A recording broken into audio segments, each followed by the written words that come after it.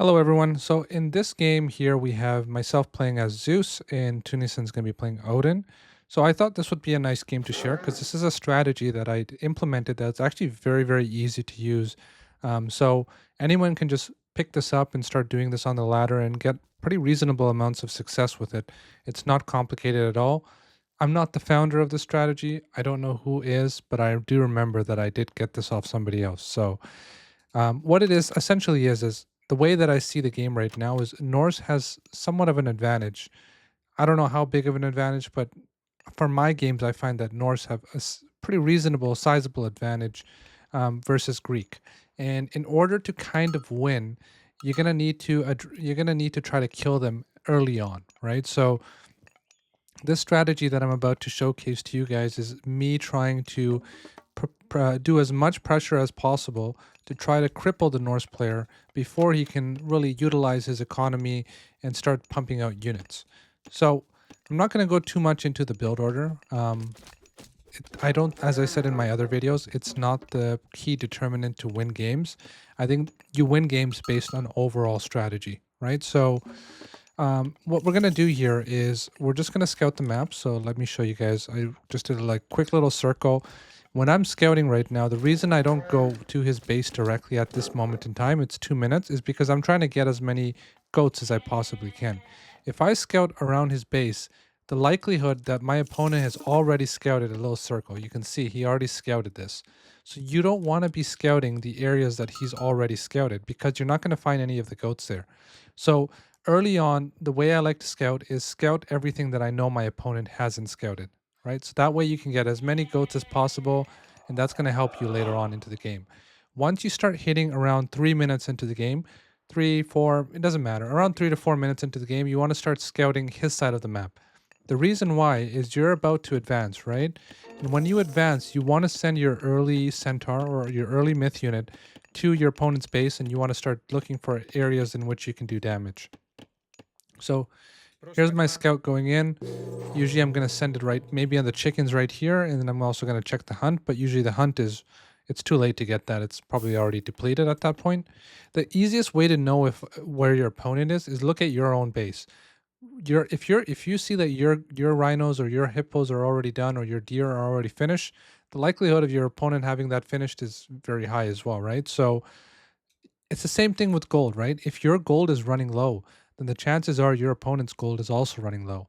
So that's the stuff you want to keep in mind. So just put it back into perspective. I know that my initial hunt is finished, so that means his initial hunt is finished. So he's not going to be there. I would assume that he's probably here or he's in the berries right over here. So that's just an assumption, and a lot of these games are going to be played based on a number of assumptions. So here I am scouting. Go to the chicken. Okay, there you go. You see the first thing that you want to attack, and you don't want to. You're not going to probably be able to kill any villas. You might be able to, but usually it doesn't happen very often. So you just want to just poke in, take him a little, do distractions, a little bit of distractions, and soften up his units a little bit. Now here, you can do multiple things, right? I went for double military academy, but you can also go for double stable if you're Poseidon. If you're Hades, you can also go for whatever you decide to do. I decided to opt into hoplites because I'm playing Zeus, but if you're playing Poseidon, you can go into Hippias. Now, early on, we're talking about the first 4 minutes, 4 minutes to 6 minutes, you're going to have a little bit of extra army over him, and you're also going to have bolt, right? So you're going to be able to do some early pressure. Okay, so once again, I'm not really trying to kill anything here. I'm just trying to delay him. I'm trying to slow him down a little bit because my real initiative is going to come when I hit heroic. I'm not going to be able to do anything in the classical age. It's extremely difficult. So just look for damage where you can find it. This building positioning wasn't the best on his end. Like the Great Hall, maybe a little bit closer here so the TC can range it. Like, let's take a look here, right? You can see the little circle around your base. This is kind of where the arrows are going to be able to attack into. So if he put this long Great Hall right here instead of here, then he would have been protected and he probably wouldn't take any damage there. Once again, I'm just looking for places to do damage. Another important thing to keep in mind is if you're the aggressor, if you have, let me just show you guys something. Look at where my hunt is, right? I'm at a risky, I'm hunting, and hunting is generally a little bit riskier than, gathering berries or gathering chicken. But you can see that if I was to draw an imaginary line from my hunt to my army here, as the units flood in, all my reinforcements, they're getting me line of sight, right? So I'm getting line of sight here, here, here. So there's nothing that I'm pretty much like covering the map, so I can see if he's coming in for a raiding party on the side. Now this is not 100% foolproof, but you can say like 80% certainty that he's not really crossing this barrier right here. And if you're pressuring him, if you have units here, you're gonna see where his units are going, and he's gonna have to keep army to defend. That's why you're able to take a little bit of a riskier position on the map, and you're able to go for your hunt. And hunt obviously has a higher gather rate, right? 1 second, whereas this is pretty fast too. Like it's pretty much the same, but for this you have to get husbandry, right? And berries are a lot slower. So that's something that I really implement in my games. You can see as my army keeps on traversing this section of the map, it allows safety for these guys to hunt. Hope that I explained that well. Now, this is the part of the game where I have to be very, very careful, because now Norse can have a bigger army than me, and they can actually kill this army that I have roaming around the map. So you have to be very careful. You gotta, don't overcommit. You just want to take this a little bit slow. At this point, I don't know where his army is. Okay, I saw it. So I know exactly what he has. I'm not too worried, because if you look at the units he has, his units are slower. The throwing axeman is 4 speed. The Herser is 4.5. My hoplites are 4.9 and 5.5. So I'm not too worried now. I'm going to continue on poking and prodding. Now, if he had an army of raiding cavalry and throwing axemen, then I need to be a little bit worried, because his raiding cavalry can surround my units and then he can kill me, right? So since my units are faster than his units, I'm not worried. But if his units were faster than my units, then I need to be careful. Then I might have to like take these guys off of the hunt. But at this point in time, I'm okay. So this is where I really want to showcase what I'm doing. This is the build, right? This is how I usually deal with Norse, because Norse are just a pain in the ass to deal with for Greek players, I think, at the moment.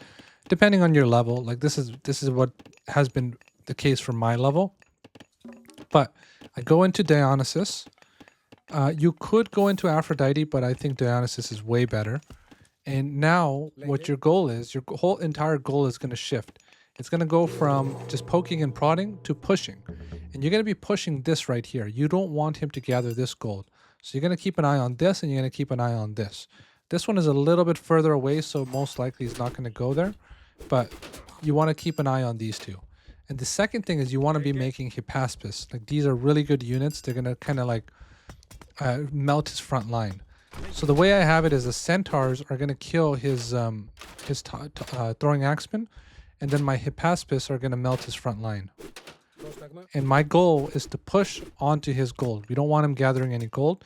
I'm just going to do a full view right here. Okay, you can see I'm pushing him off right here. Now, when you're doing this strategy, you need to keep an eye on these other gold mines on the map. Because if you see that he's not gathering from these two, you got to start questioning, okay, where is he gathering if he's not here, right? So, just keep on pushing and prodding. Now, my army is fearsome, right? I have 2 hydras in the mix. I have tons of Hippaspis, and I have a lot of centaurs. So he's not going to want to engage for a while. And you can see that I have this covered. So he's going for this. Essentially, I should be scouting this, so I should send 1 unit down here. But I also want as many units on this side as well, because if a fight does break out, every single unit matters, right? So here I messed up a little bit. I thought on my screen, I thought he frosted only half my army, only the back of the army. So the front of my army I thought wasn't frosted, so I casted bronze. But if you're ever in this situation, you want to cast ceasefire. You want to cast ceasefire, not at this point, but when the frost is running out, cast ceasefire, and then you want to run away. And then cast bronze at a later point, right? So here I wasted my bronze. Completely messed up here. But it's actually a good thing that I messed up. The fact that I messed up and was still able to win this game shows how strong this strategy is, right? So now what's going on is he's getting ready to... He's walling me up, walling in my army, but I don't think it's going to work because my army is just so much better, right? Especially if these centaur can stay alive and they can kill the throwing axeman, it's going to do really, really well. Now we were able to win that fight. You can see I'm in a clear advantage when it comes to military. Economy wise, he's way ahead. So that's why you're not going to be able to win as the game progresses into the later phases. You want a gold block, you want to have a military advantage at all times. The moment you lose your military advantage versus civilization that out ecos you like this, you're going to lose the game. So the only thing I'm thinking in my head right now is I want to stop him from gathering gold. Right? And I just had a feeling, an inclination that he was here. I started sending all my army, and I'm going to be able to take that out here. Now the other thing is you want to try to get your TCs as, like, these TCs, not only are they going to provide you an economic benefit, but they're also going to be able to provide you a presence on the map. So now this is a retreat point. So if I feel like I'm in danger, I just fall back behind this town center and it's going to help me out. It's 26 damage per second, so it's not bad at all, right? And then you also have a fortress here. So I'm covered in terms if he ever does want to counterattack. Okay, so when I was looking at this, I saw a small contingent of units that went this way. I believe I saw it at some point and I was able to chase it down. Now, if I'm in his position, what would I really want to do? Essentially, I don't really think you can get gold anymore, because even though the armies are somewhat similar, I have a lot of myth units mixed into the fray, and my army quality is probably a lot better. So if I was him, I would just keep on trading at the market and survive until maybe like once he gets full pop, and then I would move out, which actually is pretty close to getting full pop. He is actually full pop right now. Now, this is the cool thing about Zeus, right? The moment your opponent is out of position, you can just send your entire army into his main base and kill off his TC. So you're able to control the flow of the game, because no other no other Greek civ can just jump into somebody's base and kill the entire army, right? One of the biggest disadvantages that Norse have is their heroes kind of, well, they have great heroes. I think Herser and Godi, well, Godi are a little okay, but Hersers are nice. But the fact that Hersers get countered by Hippaspis is one of your main saving graces, right? So if you mix in a lot of myth units like Hydras and Centaurs, and you have a line of Hippaspis, it's just going to melt his Herser really fast, and your myth units are going to overperform.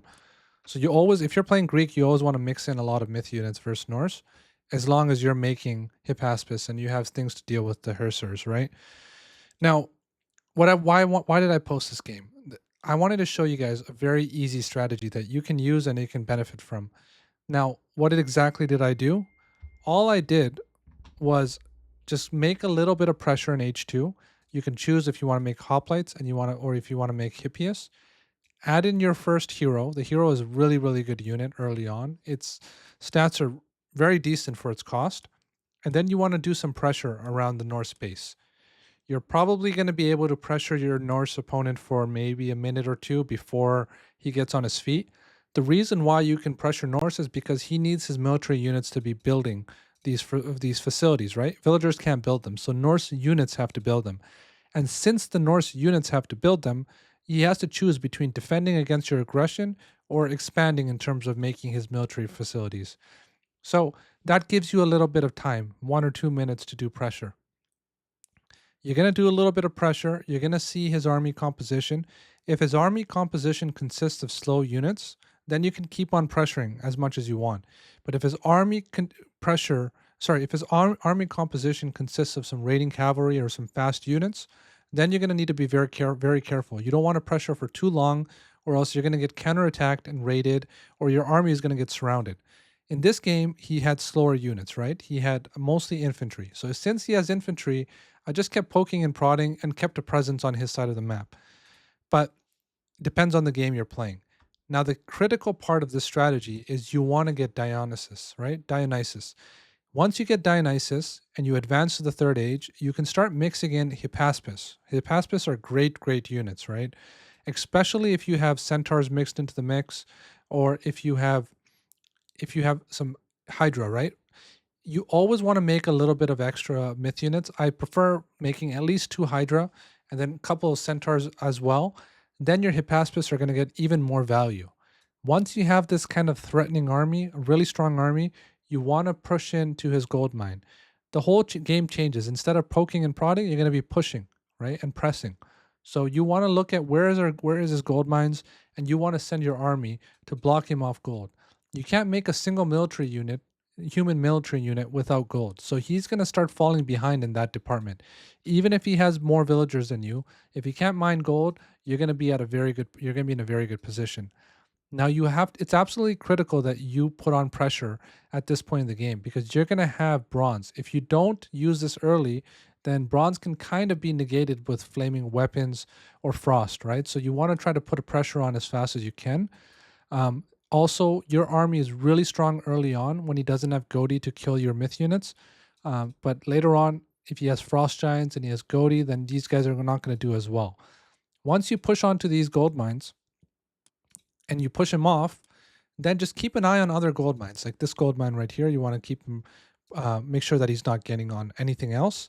And when you know he's effectively gold starved and he doesn't have that much, then you can look for the kill. You can either go for his second TC or you can go for his main TC, and you can just see if you can kill him right there and then. You don't want the game to go on for too long because he's going to have more villagers than you.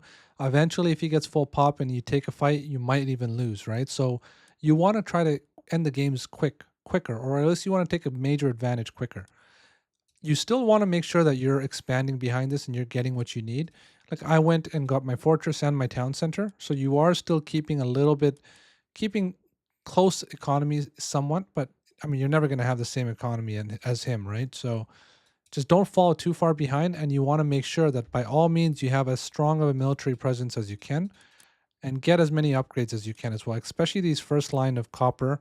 I think they're very good for the cost, and you want to get your heavy infantry as well when you're doing this strategy. All right, guys, make sure you get your 3 heroes. These heroes are very, very good for their costs, very good units, and pretty much very easy strategy to implement, and I think it's very, very good to use overall. All right, guys, let me know if you have any questions. Let me know if you guys want to see any type of video, especially those that, have became members on YouTube or Patreon. I'll put you guys first. So let me know if you guys want to see anything, and I will see you guys in the next video. Thank you. Bye.